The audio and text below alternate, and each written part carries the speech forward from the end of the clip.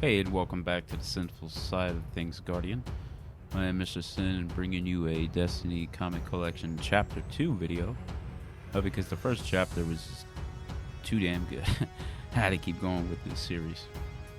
In this chapter, we look at the Speaker and Osiris and what happened between the two and why Osiris was cast out.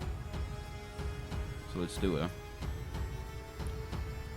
So not only had my teacher become an unwilling prophet, but a prophet with a banned book. Don't these people have homes? The area outside my study has become their home. I find myself powerless to stop it. The rumor of what that text contained were 1,000 times worse than even his most heretical teachings. While the change of clothes seems to have thrown them off your trail, a temporary measure to be sure, but it is nice to leave my study and not be mobbed. The Speaker will be glad to see you. The Speaker is a fool. I am not a fan either, but he does lead the city and it needs defending, Osiris. It'll be good to have you at our post. Well, look who decided to grace us with his presence. Taking a break from being religious demagogue to come here and do your job, are you? Evidently. As it has become abundantly clear, you are incapable of doing yours without me.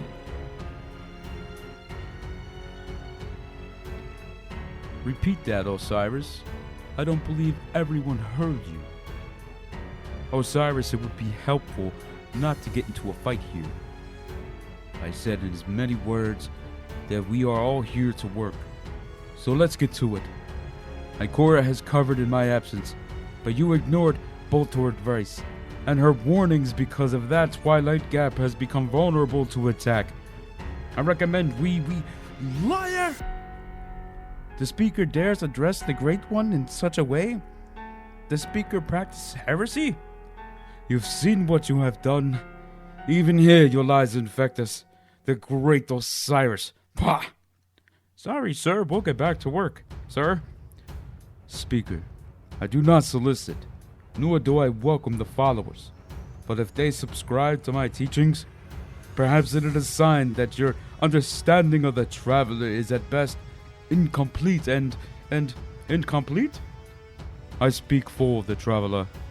None understand it as I do. Then speak, Speaker. Go on. Tell us of the Vex. The Vex are inconsequential, a race of robots, incapable of imaginative thinking, forever reliant on the same strategies that have failed them 1,000 times before. They are irrelevant. So the fact that they have a vault that exists multiple realities is of no concern to you? It is contained, but the Vex are not.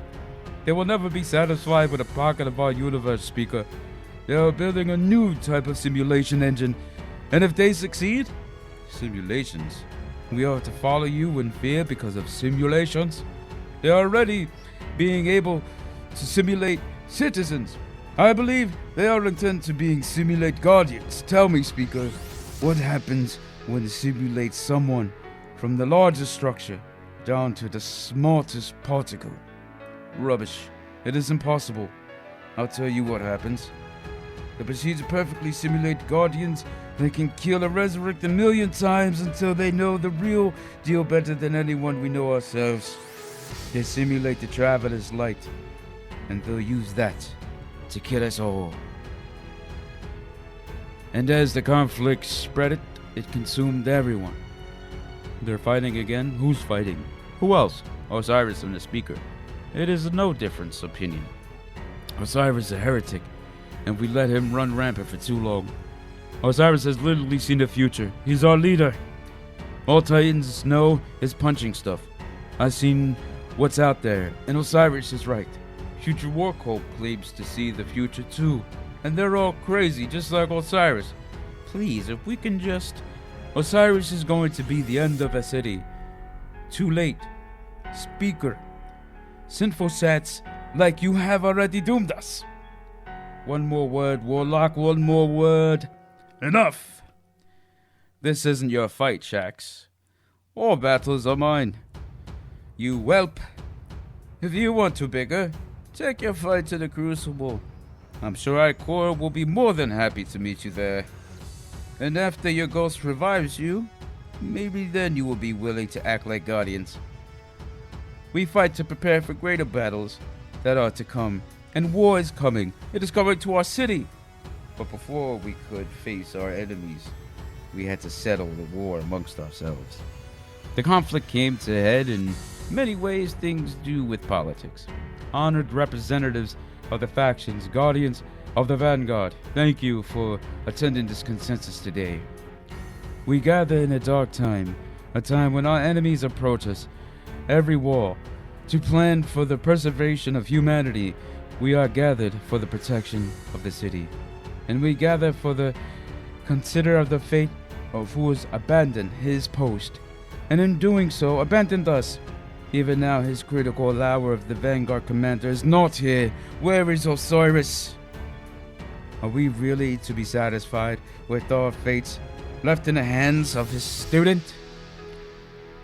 I know what they say of the great Osiris. He's a hero, a warrior, a guardian, a scholar.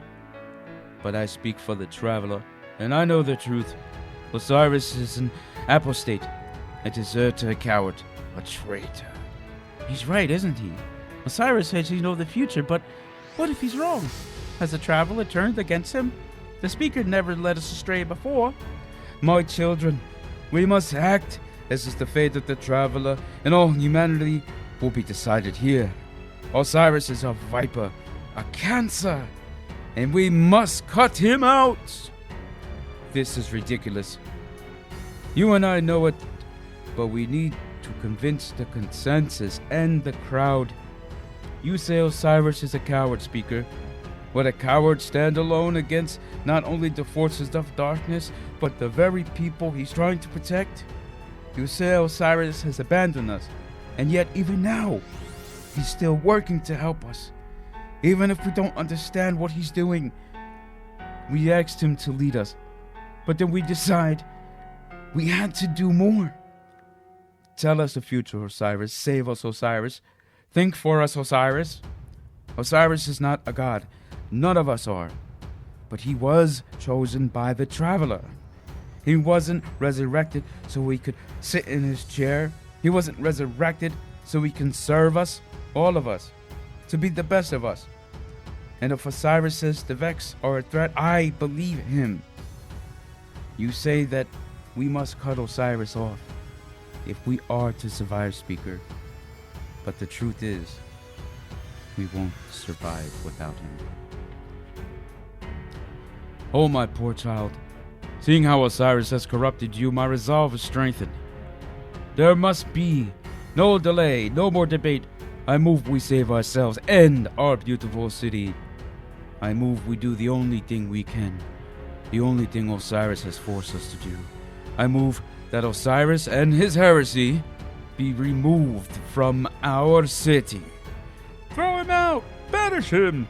Punish the heresy! Remove the liar. And I further move that Osiris should resist the ruling, as such punishment be brought to bear on him that won't be necessary. Sagira and I leave the city willingly.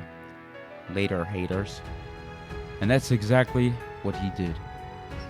He tried to save us, and we threw him out. But he left.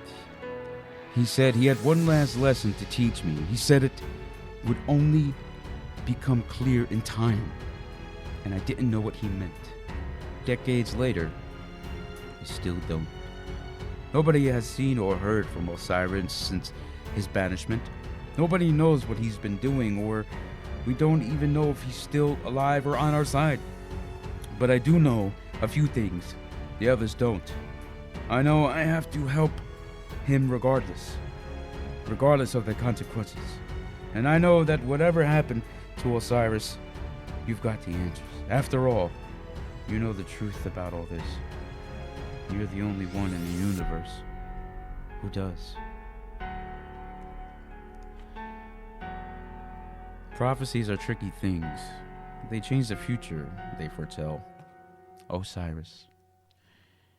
And that was chapter 2, guys. And if you really enjoyed that, please give a thumbs up or subscribe if you want some more Destiny 2 content. And with that being said, eyes up, Guardian.